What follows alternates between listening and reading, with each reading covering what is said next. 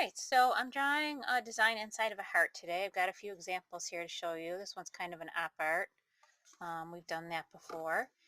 And these two are a little bit more complex.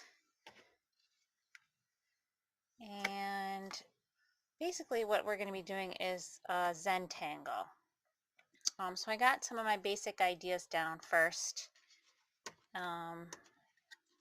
These are just some more examples. And I did it lightly in pencil just so that I would have something to work from for the purposes of the and I did use some cardstock that was just from recycled boxes that I had around the house, because you might be getting low on paper sometimes. So there's an easy way to find paper. Just go to your recycle bin. So I used a square piece this time,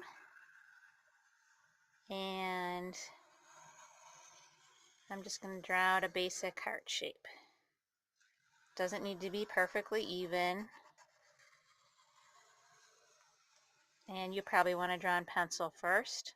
Or you might want to go right to marker, because when you're doing zentangles, you can just create beautiful images from repetitive patterns.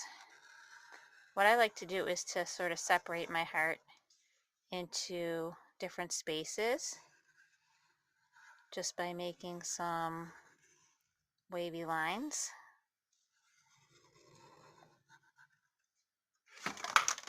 And that just gives you some areas then to fill in.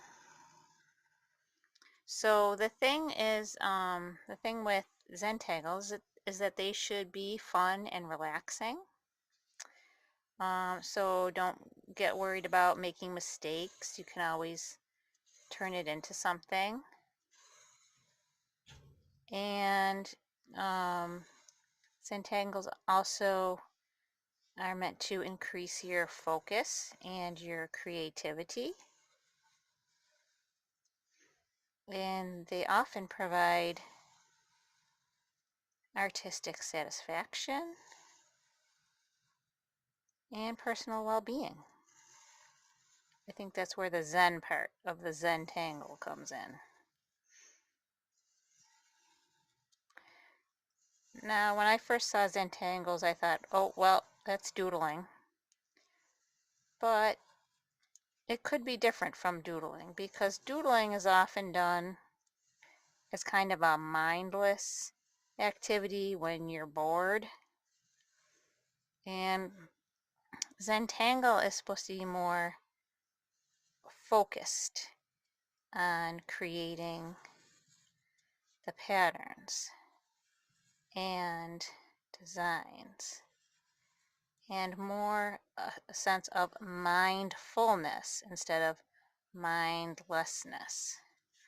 So by that, I mean you have more of a sense of purpose to your artwork and to your drawing.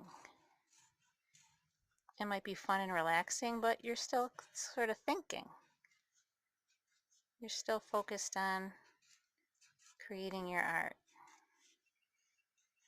And there's really no wrong way to do it. That's another cool thing about zentangles.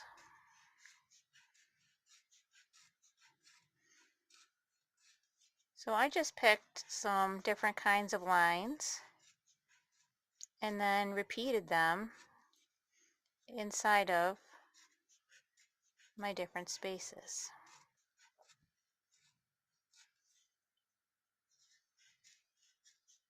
And again, when I use the marker, it's easier for you to see on the video than if I was going in pencil first. But again, you might just want to start your project right in with a marker. And it doesn't need to be black. Very often the zentangles are black and white. But maybe because you're making a heart, maybe you want to make you want to do all your lines with red or something. or your favorite color. Nothing wrong with that. Now this design that I'm working on now kind of reminds me of rainbows. And this is something that I just saw when I was looking through other people's examples of zentangles. So there's nothing wrong with borrowing ideas and sharing ideas when you do a zentangle. And it kind of reminds me of fish scales too. These repeating curves.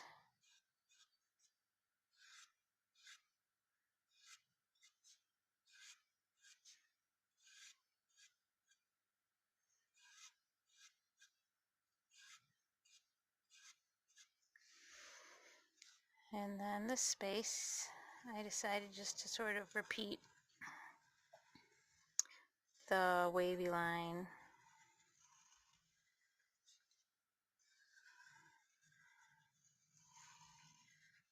that this space already had at the edge of it.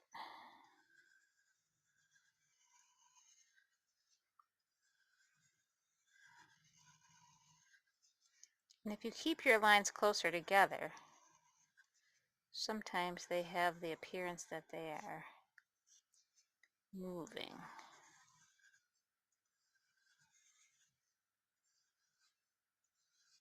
You can change up your patterns too in between your spaces. They don't all always need to, have the same shape or the same kind of line repeated within one space. This is your design. This is your zentangle. You can make it whatever you want. You kind of make up the rules for this.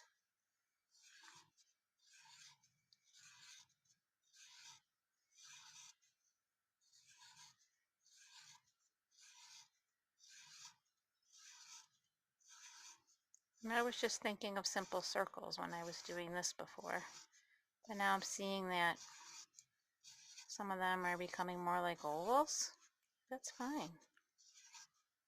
It still looks cool. You might start out with your shapes being separate and then all of a sudden they start overlapping. Doesn't matter.